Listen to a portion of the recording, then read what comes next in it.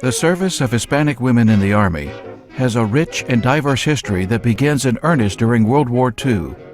Facing a two-front war and a critical manpower shortage, the Army decided to enlist women in the Women's Army Corps. These WWIIs, as they were called, would assume non-combat roles and thus free a man to fight.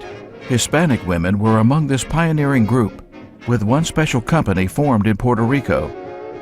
A WWII recruiting campaign on the island in the fall of 1944 resulted in 200 women being selected out of a pool of 1,500 for service in the Women's Army Corps.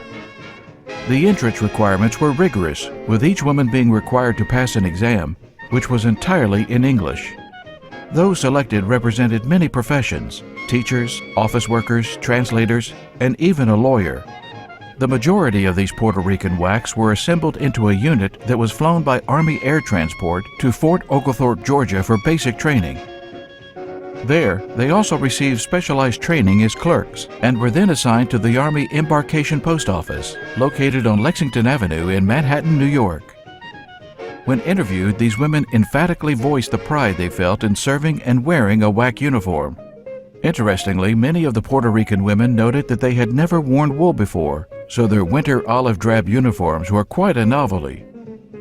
One aspect of life in World War II America was unfamiliar and discouraging to these women, that of a segregated society.